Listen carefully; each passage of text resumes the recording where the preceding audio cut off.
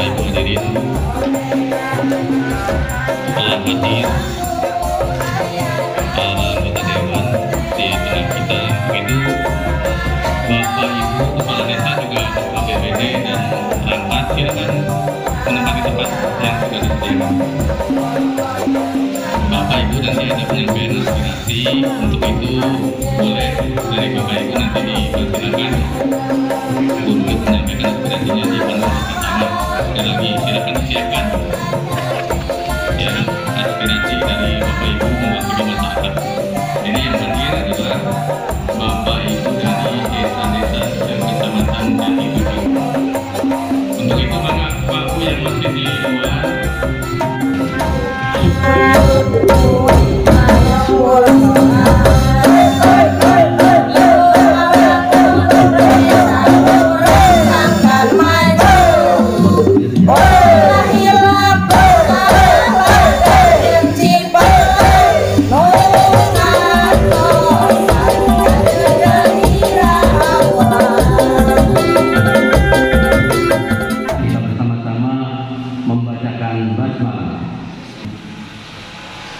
pengantar kata IP kami persilakan.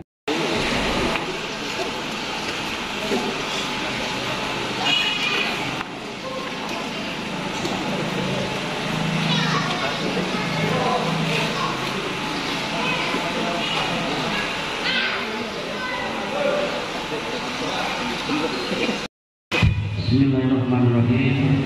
Assalamualaikum warahmatullahi wabarakatuh. Ini dari perwakilan Kota Jati, Pak. Ini perwakilan dari Lingkupan. Beliau duduk di Komisi 1 menangani masalah pemerintahan. Di sebelahnya lagi ada Pak Haji Rizwan.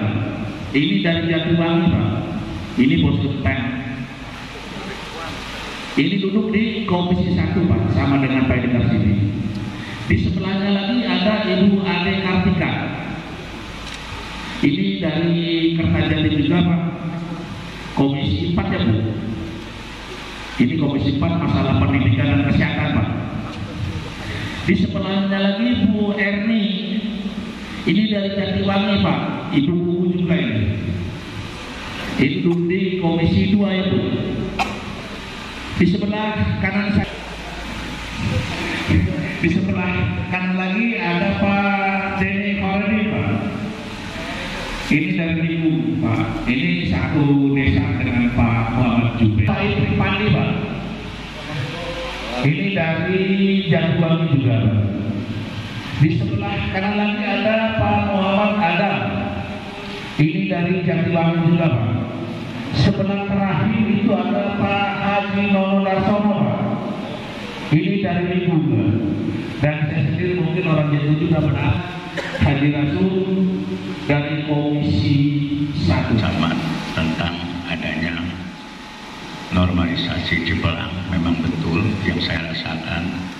Cipelang itu manfaatnya bukan signifikan lagi, hampir tidak ada untuk Kecamatan Jati Tujuh. Areal Kecamatan Jati Tujuh khusus Jati Tengah aja itu hampir 500 hektar, dan satu pun tidak ada, 1 hektar pun tidak ada airnya dari Cipelang, kecuali mungkin desa Pangkalan Paring dan Sumber. Jadi saya nggak begitu merasa bangga, Pak, khusus Jati Tengah adanya namanya Cipelang. Paling-paling ya bisa mejeng, bisa selfie nanti kalau sudah jadi mungkin. Tetapi saya akan bangga dan merasa senang karena pengairan di Kecamatan Jati Tujuh, khusus Jati Tengah, Jati Tujuh dan yang lain, itu airnya dari Kamun, Pak. Dari Cilutung Barat, bukan dari Cipelang. Cilutung Barat berasal dari daerah Maja. Sampai saat sekarang jangankan itu musim MT2, rendeng baik, MT3 baik tidak tanggung. Jadi saya usul, Pak, harus ada normalisasi Kamun dari Jatiraga. Ini Jatiraga Bendungan Kadipaten Jati terbagi menjadi barat dan timur. Dan anehnya ke timur lebih baik airnya daripada ke barat. artinya itu terjadi dan ini mohon. Ya seperti inilah, kalau seperti Ciplang, pakai mereka seperti itu lebih baik, Pak. Lebih baik. Dan sampai saat sekarang itu problem pertanian di kecamatan itu. Kenapa dari itu selalu kering di musim MT2? Karena airnya memang tidak ada dan harus ada kompanisasi baru kita bisa memanfaatkan Ciplang. Tapi biaya. Sampai saat sekarang aja MT2, MT1 ini nggak ada pengurukan, pendangkalan, sempit, itu dari Jatirata sampai kepada Monjol, Pakubodo, Kertawinangun, Kertajati, itu sepanjangnya sama. Kalau air di MT1 masuk, Pak, sampahnya numpuk. Kebetulan yang sekarang mengairi, yang bertanggung jawab untuk pengairan di Jakarta itu saya. Saya hanya mendapatkan tumpukan sampah di Cilutuk Barat. Airnya sedikit sekali. Itu kalau ditumpuk sampah di sepanjang kampung Cilutuk Barat, mungkin 3 kontainer ada.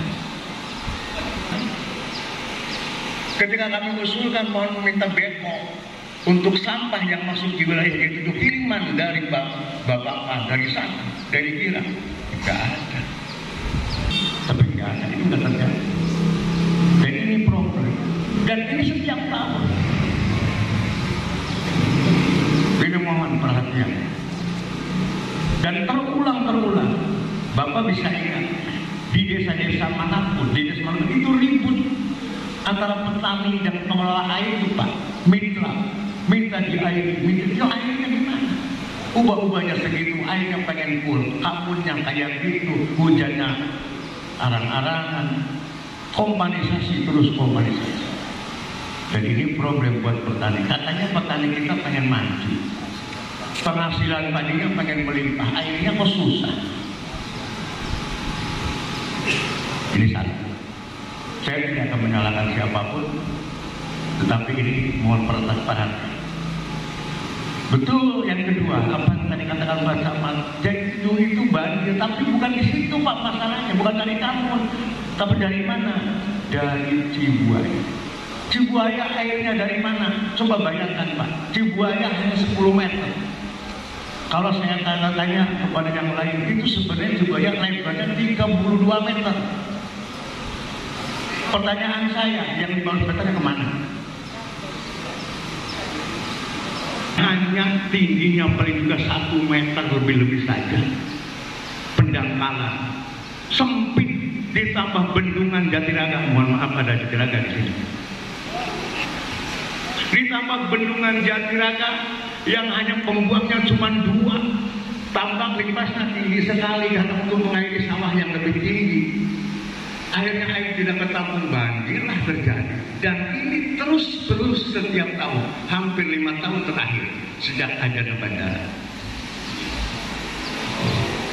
Maka usul saya segera, karena tahun kemarin juga sudah Pak Camat, kita sudah sama-sama kemarin kunjungan sampai ke Jatirata, diajukan ke BPWS. Ya tahun sekarang nggak ada lagi jaminan tuh, kalau tahun sekarang nggak ada normalisasi, tahun depan dia banjir lagi.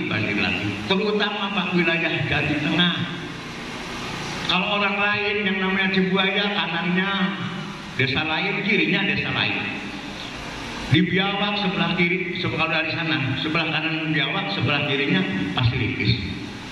Di sana Bajurang, di sini Panjitira. Tapi kalau jadi tengah Pak, kanan kiri jadi tengah semua. Artinya kalau kebanjiran Jawa Tengah paling banyak dirugikan. Dari 488 hektar, hampir separuhnya kalau musim MT1 banjir. Sampai mepet dengan Jatiraga, itu wilayah Jawa Tengah Pak, yang dekat bendungan Cilangmau, Brakadil, sampai mepet itu dekat dengan Jatiraga, tetapi wilayah Jawa Tengah, dan terus kebanjiran setiap tahun. Ini juga mohon perhatian. Saya Balijeng nyampe, malah Putih Dalem nggak nyampe sama sekali, udah Pangkalan Pari nggak nyampe. Jawa Tengah aja nggak, cuma sedikit. Jawa itu mungkin mendingan, yang lebih enak itu ya Kertawinangun. Yang dekat kita petani, komitmen pengen petani kita maju, ya air nomor satu. Air itu kehidupan buat kita semua. Kalau air mudah-mudahan nanti kabur lagi Pak, kalau mudah-mudahan. Saya tadi dengar mudah-mudahan aspirasinya akan tertampung. Jangan mudah-mudahan Pak, tampung saja Pak aspirasinya. Dua hal yang akan saya sampaikan Pak, masih berkaitan dengan petani. Kebetulan ada beberapa hal yang dirasakan oleh petani pada saat ini. Yang di persoalan yang paling dominan adalah mengenai pupuk Pak. Saya sendiri walaupun tidak luas seorang petani Pak, betul saya punya, masyarakat punya kartu tani dan di situ tercantum ada subsidi pupuk, tapi pada kenyataannya justru apa yang tercantum di dalam kartu tersebut itu tidak lengkap Pak, cuma ada satu poin, sehingga petani agak kesulitan untuk melengkapi pupuk-pupuk yang lainnya. Contoh kemarin hanya ada urea saja, yang lainnya yang tercantum di dalam kartu yang tidak ada itu, ini kemarin ada persoalan Pak, tidak ada. Nah ini tolong untuk kedepannya hal-hal semacam ini berkaitan untuk meningkatkan potensi petani. Kalau sudah ada program seperti itu, ya tolong diperhatikan. Yang kedua, ini masalah infrastruktur Pak. Saya merasa senang kalau tadi dikatakan bahwa dari Cipaku ke Sumber jalannya sudah bagus, karena di situ ada Bapak Rasum sebagai anggota dewan. Tapi tolong Pak, berkenaan dengan itu, jadi jangan sampai ada dominasi anggota dewan di tempat tinggal Pak. Contoh jalan raya Jati Tujuh Bajurang, apalagi Bajurang ke Panyingkiran, yang potensinya itu untuk meningkatkan pertanian, ya seperti itu sekarang. Jadi saya berasumsi, kemudian diantarkan data air di Bajurang di Jati Tujuh Panyingkiran dari anggota dewan. Nah ini jangan sampai begitu Pak. Jadi jangan sampai ada, wah ini perbaikan karena di desa itu ada anggota dewan gitu, iya kan? Nah sementara dari Jati Tujuh ke Bajurang ke Panyingkiran, yang notabene itu adalah jalan yang betul-betul berpotensi untuk meningkatkan pertanian, ya seperti itu juga. Kok tidak ada perbaikan? Meren karena di Jati Tujuh di Panyingkiran ke Bajurang ada yang anggota dewan. Ulang dari kaki ngomong jadi Bajurang ke Bilang Sari gitu kan? Jadi Bilang Sari tak yang anggota dewan. Jadi jangan seperti itu Pak. Mari kita kaji bersama-sama, namanya juga kita menemukan aspirasi ini barangkali akan menjadi buah karya bapak-bapak sebagai anggota dewan yang dipilih oleh masyarakat di dapil 2 ini. Terima kasih. Assalamualaikum warahmatullahi wabarakatuh. Bismillahirrahmanirrahim. Assalamualaikum warahmatullahi wabarakatuh. Beberapa tahun kebelakang itu ada pemilihan kepala desa. Dana untuk pilkades itulah yang perlu dipikirkan bersama, terutama desa yang melaksanakan pemilihan kepala desa.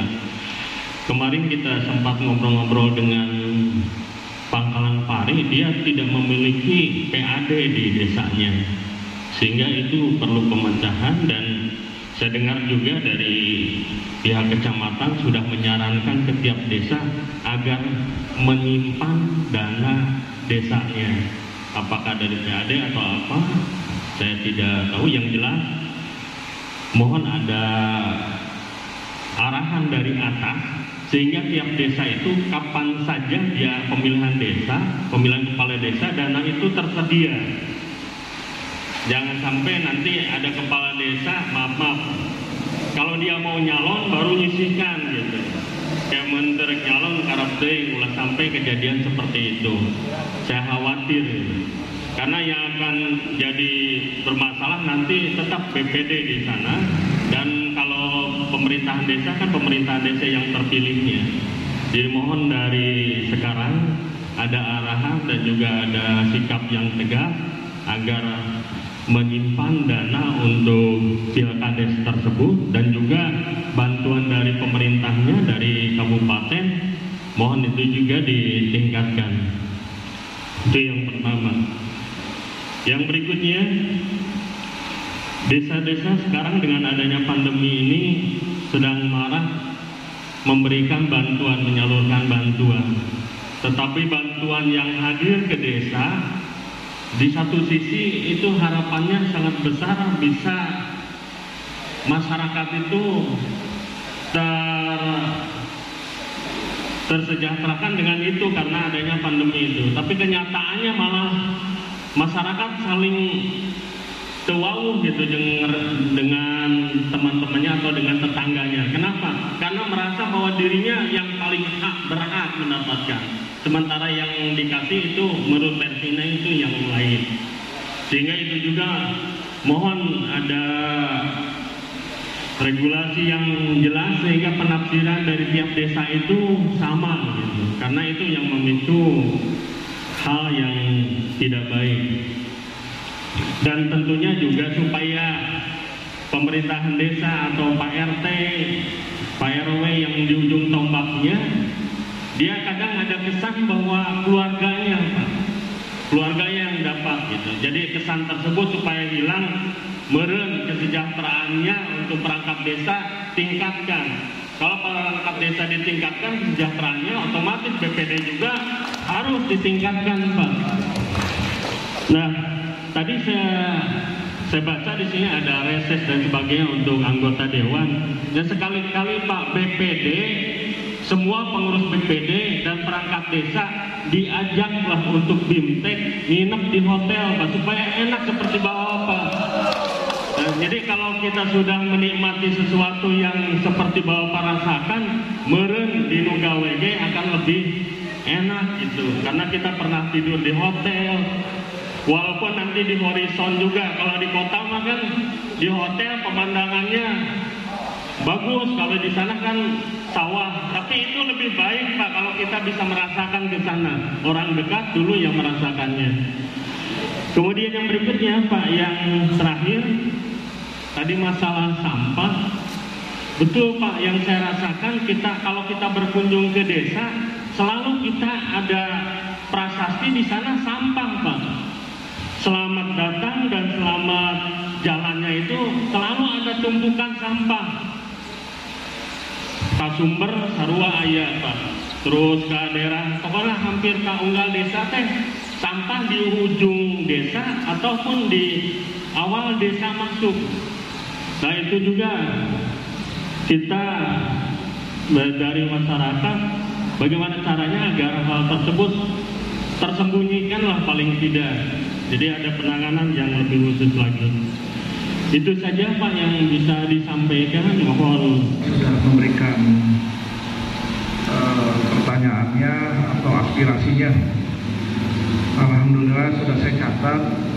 Insya Allah yang tadi Bapak bilang bukan sekedar jadi apa, Pak, catatan aja, Pak, ya. Insya Allah ini akan menjadi sebuah aspirasi yang mana akan kita serap. Dan sekarang sistem untuk memasukkan data itu adalah sistem SIPD, yaitu sistem informasi pemerintah daerah. Dan insya Allah semua kita anggota dewan di sini 10 orang di Dapil 2 akan memasukkan sesuai dengan komisinya, sesuai dengan bidangnya. Contoh, kalau saya pribadi di Komisi 3 yang secara hubungan dengan dinasnya itu PUTR, LH, terus dengan Dishub dan lain-lainnya ya. Kalau Komisi 2, Komisi 3 yang lainnya mungkin sesuai dengan komisinya dan bidangnya. Nah, untuk masalah tadi dari Pak Saiful ya, untuk bab masalah air, masalah sungai yang mana katanya sudah mulai banyak apa disebut disebutnya lumpur, pengendapan, bahkan kalau perlu ada sodetan. Nah itu semua sudah kita pertanyakan Pak. Semua kita datangi, baik itu dari BPWS-nya di Cirebon maupun ke dinas PUTR-nya sendiri atau PUPR kalau di provinsinya. Termasuk kita juga ke PSDA di provinsi. Semua kita pertanyakan.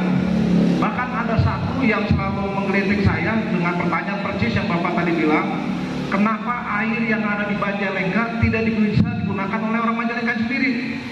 Air itu lewat aja di sungai, kita ngeliatin doang. Saya katakan itu ke PSDA. Belum lama Pak Ramdan ya kemarin kita ke sana. Kita bertanya, mereka bilang ini sudah ada kesepakatan, tidak boleh ada aliran yang sudah disepakati itu diambil oleh warga masyarakat Majalengka. Sudah ada kesepakatannya katanya. Saya sudah sebutkan diantaranya Desa Jati 7, ya termasuk di lingkungnya itu sendiri, ya. Insya Allah Pak ini semua udah kita masukkan. Ya Alhamdulillah Bapak mau ngelangin lagi, mudah-mudahan teman-teman dari Sekwan akan mencatat, ya salah satu ajuan Bapak-Bapak di sini untuk bab masalah sungai. Kemarin kita sukan lagi bicara ke BPWS, kita udah langsung ke provinsi ya, langsung ke provinsi. Ya, insya Allah di wilayah Jati 7 atau wilayah utara sudah diselesaikan untuk bab ajuan tersebut. Gitu. Yang berikutnya juga tadi bab masalah sampah Pak ya. Kita juga dengan LH Bu Kadis beberapa kali ya kita RDP, termasuk kemarin juga ada masalah di Desa Cikijing. Di Desa Cikijing itu di tempatnya tuh di Desa Kedaung apa itu sampah numpuk di satu titik, di satu tempat, yang mana itu hanya sebagai tempat pembuangan sementara yang harusnya bisa dikelola. Karena posisinya pinggir jalan, jadi dari desa manapun yang lewat ngebuangnya ke situ.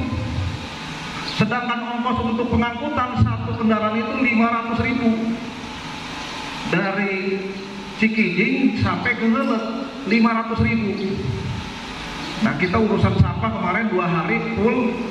Yang hari berikutnya kami itu ke lokasi pembuangan, yaitu di Desa Helet. Itu luar biasa. Saya mengatakan ke Bupati atau dinas tersebut ya, karena Bupati kemarin nggak datang pada saat Cikijing beliau datang, tapi di Helet beliau nggak datang. Saya bilang ini memang mohon maaf untuk pemerintah Kabupaten Majalengka kurang serius menangani bab masalah sampah. Sampah hanya ditumpuk-tumpukan saja di Helet, tidak ada pengolahan sama sekali. Selain tidak ada pengolahan, juga kendaraan-kendaraan yang ada di sana sangat-sangat mengkhawatirkan, sangat menyedihkan. Kenapa? Hampir kanan kiri baknya udah bolong. Pendorong doser atau ekskavator untuk nanti itu sudah rusak semua, tidak ada. Kendaraan pengangkut harus minimal ada 20 unit, karena Kabupaten Majalengka ada 26 kecamatan. Minimal satu kecamatan atau 2 kecamatan satu kendaraan. Terus yang kedua, bab masalah alat pendorongnya atau alat beratnya. Yang ketiga ada pengolahan. Jadi si sampah itu sebelum dibuang di TPA ada diolah dulu, dipilah mana organik, mana non organik, yang mana nanti akan dijadikan sebuah kompos kah atau pupuk kah, dan mungkin plastiknya atau non organiknya bisa dijadikan sebagai komersial atau dijual gitu. Dan saya juga berharap dari bapak-bapak semua yang di sini hadir ada sebuah pemilahan Pak. Sebelum dibuang ke TPS atau pengangkut sampah yang lingkungan, bapak-bapak seperti di Babajurang, seperti di Desa Pak Jirasum nih, ada pengangkut sampah. Mereka itu sebelum sampah dibuang ke TPS itu dipilahkan dulu. Ini apa ini?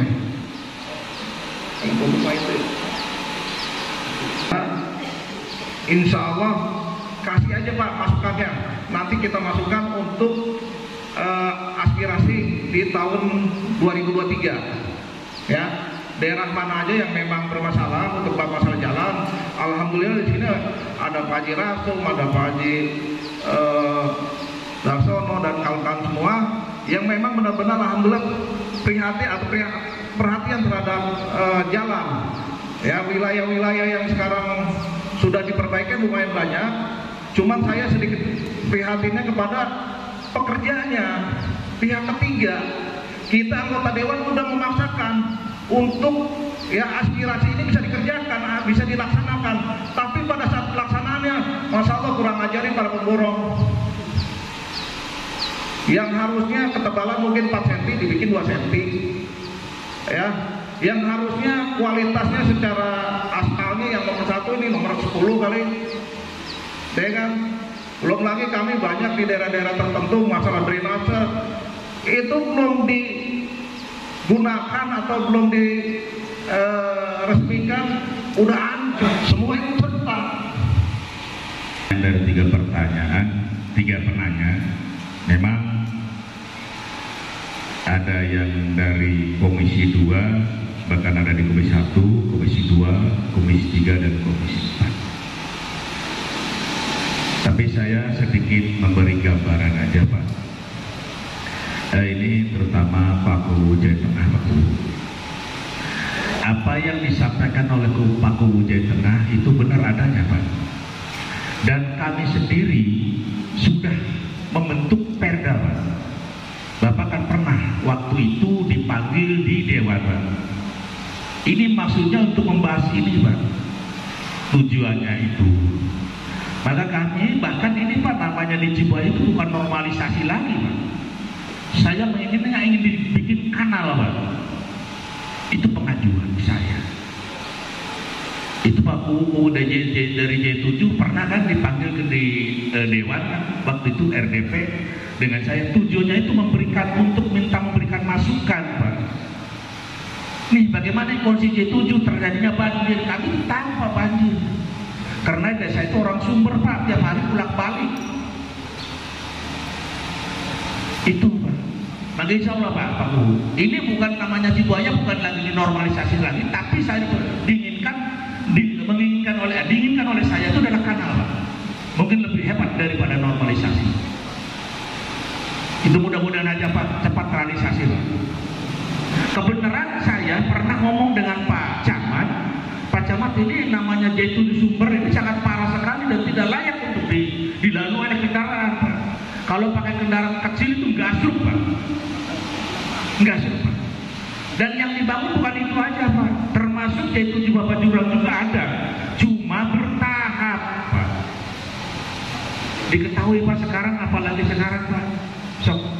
Sekarang anggaran dari Kabupaten Majalengka sudah terkena dengan P3K Pak. Berapa itu Pak? Itu sekitar 120 miliar. Seharusnya untuk infrastruktur tapi digunakan untuk P3K. Ini sebenarnya dilema juga nih pemerintahan. Itu Pak, tapi tolonglah Pak, inilah senior saya sebenarnya Pak, ini Pak kakak kelas saya. Itu Pak keadaannya Pak, kondisi yang ada. Itu. Jadi bukan artinya kami membela-bela Pak, bukan. Kebenaran saya selalu koordinasi dengan Pak Camat, mana nih Pak? Kan itu banyak Pak, bukan artinya itu aja, banyak Pak. Termasuk Bapak Jurang Panjingkiran ada Pak, termasuk Bapak Jurang Pilangsari pun ada Pak. Bukan artinya kita fokus sama J7 Sumber aja, bukan Pak. Bukan. Coba cek aja, mungkin Pak Kuwu Bapak Jurang tahu lah. Cuma bertahap Pak. Itu. Dan kami ini udah dimasukin nih Pak. Saya tadi Pak Camat ngomong, tadi di sini ada sumber Bangkalan Parit belum Pak, sekitar satu paket lagi. Ini ada lagi Bapak Jurang Pasir Pis, Jawa Tengah Putri Dalam ada Pak. Nanti dimasukkan nih Pak dalam aspirasi ini Pak. Saya sudah mencatatnya Pak ini Pak. Dan saya sekali lagi minta ke pendamping untuk mencatat ini. Pasti ada Pak. Itu Pak. Ya tadinya tuh Pak tahun sekarang aja kantor kecamatan Pak udah dianggarkan 1,9 miliar Pak. Asli Pak. Udah dianggarkan. Saya ini udah tahu nih Pak Camat juga. Tapi karena gimana Pak? Mungkin uangnya belum cukup Pak. Jadi kenal lagi mundur. mundur lagi Pak Camat ya? Tahu dari kapan? Ya mudah-mudahan aja lah namanya COVID-nya cepat selesai, perekonomian kita lebih maju lagi, kecamatan Jetujuh nanti kantor kecamatannya lebih baik. Itu mungkin. Masalah pemilihan kepala desa Pak, betul Pak, keadaannya Panggilan Pari tidak punya bengkok Pak, bukannya tidak punya PAD, tidak punya bengkok. Betul Pak. Dan kami sebenarnya di Komisi 1 sudah mengusulkan bahwa untuk pemilihan kepala desa itu digratiskan Pak. Tapi kenyataan di lapangan nggak tahu nih Pak. Katanya sih masih ada, suput-suput gitu, tapi nggak tahu. Tapi kami dia ini, nah digratiskannya mana? Ini dari pemerintah ada, dari pemerintah desa itu ada, dan dananya dari mana? Yang ngumpulin dari sekarang Pak. Nih yang istilahnya yang mau cepat-cepat jadi pemilihan lagi itu mulai ngumpulin Pak. Dari mana? Bisa dari dana desa itu. Jadi kami sudah berusaha di Komisi 1 menginginkan bahwa pembiayaan kepala desa itu harus gratis Pak. Itu Pak. Dan alhamdulillah tahun sekarang pemilihan sekarang itu gratis Pak. Nggak ada. Kenapa? Kami tidak pernah ada laporan dari calon-calon bahwa saya itu menyumbang. Itu nggak boleh Pak. Nggak boleh. Itu Pak. Nah kalau misalnya ingin sejahtera pamong desa Pak, bahwa desa itu punya BUMDes kan Pak ya. Kalau nggak salah nih Pak, kalau nggak salah saya waktu jadi guru, namanya BUMDes itu untuk meningkatkan PAD desa Pak. Di antaranya siapa meningkatkan? Ya meningkatkan guru dan pamong desa aja kesejahteraannya Pak. Sebagian kecil untuk ke infrastruktur barangkali dari itu Pak. Tapi yang nggak tahu nih, kadang-kadang mungkin BUMDesnya pada jalan semua kayaknya, bagus-bagus kalau lihat. Kalau di Bandung Barat. Ini mah inspektor juga belum turun Pak ya untuk BUMDes. Kalau di Bandung Barat udah BPKB Pak yang turun itu. Saya kemarin kunjungan kerja di komisi itu Pak. Mungkin itu Pak, kalau misalnya mau masalah pupuk, mungkin di sini ada senior saya, Pak Dr. Muhammad Jubaidi, dipersilakan. Terima kasih. Assalamualaikum warahmatullahi wabarakatuh. Hormati Pak Camat beserta seluruh unsur muspika atau yang mewakilinya di Kecamatan Jetujuh, Bapak dan Ibuku Sekecamatan Jetujuh, Ketua DPD, LPM, tokoh masyarakat, bahkan yang saya lihat banyak ini pendamping desa juga untuk berbagai kegiatan. Tak lupa rekan-rekan saya, anggota DPRD Kabupaten Majalengka dari Dapil 2, Kertajati, Majalengka, Likur Jatiwangi yang amat saya hormati. Tokoh masyarakat kita yang merasa begitu jauh jarak antara sebuah keharusan dengan kenyataan, antara gambaran cita-cita dengan realitas, dan ini mau tidak mau kita harus terima. Tidak perlu kita membela diri, tidak perlu kita menggambarkan bahwa sudah sekian banyak upaya kita terima. Dan coba bersama-sama untuk memperbaikinya. Dan nuansa seperti ini sebagai sebuah potret realitas yang memang akan kita hadapi setiap proses. Pupuk dari ujung Majalengka sebelah selatan sampai ujung Majalengka sebelah utara selalu menjadi persoalan abadi yang ada ketika kita menghadapi musim tanam baik satu maupun dua. Persoalan pupuk bersubsidi, tidak bersubsidi, atau bahkan aspal ya, asli tapi palsu sebetulnya terjadi di daerah kita. Kekurangan pupuk terjadi di daerah kita. Tetapi saya melihat realitas yang ada, regulasi itu sudah mengatur pelan-pelan, semakin tertib adanya. Dengan adanya kartu tani yang mengacu kepada kelompok tani, kemudian gabungan kelompok tani dan lain sebagainya, sudah ada dan pelan-pelan lagi sedang dilakukan oleh masyarakat kita, bahwa terjadi ketimpangan, subsidi tidak ada, yang ada itu yang harga mekanisme pasar, betul masih terjadi itu. Masih mending kalau pupuknya ada, kadang-kadang mahal pupuknya tidak ada. Ini yang kasihan. Satgas pengawasan distribusi pupuk dari mulai Polres sampai Polsek sudah ada, Pak. Kita di Komisi 2 pun terus memantau sampai kepada gudang-gudang yang ada, termasuk gudang Jatiya 7 kita tinjau. Tetapi tetap kenyataannya, Pak, keluhan masyarakat masih banyak. Semoga unek-unek tadi yang saya tidak bisa menafikan, menyampaikan bahwa itu ada betul, tetapi dengan kebersamaan kita, kuantitasnya dan kualitas persoalannya semakin berkurang, yang itu kita hadapi.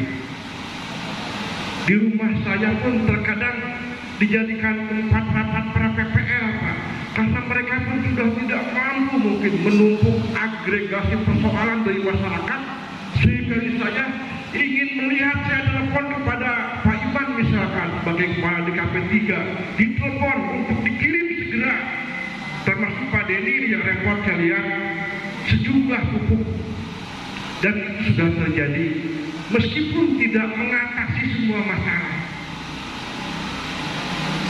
karena keinginan kita, kejujuran kita terkadang masih juga dijadikan celah oleh pihak tertentu untuk mempermainkannya.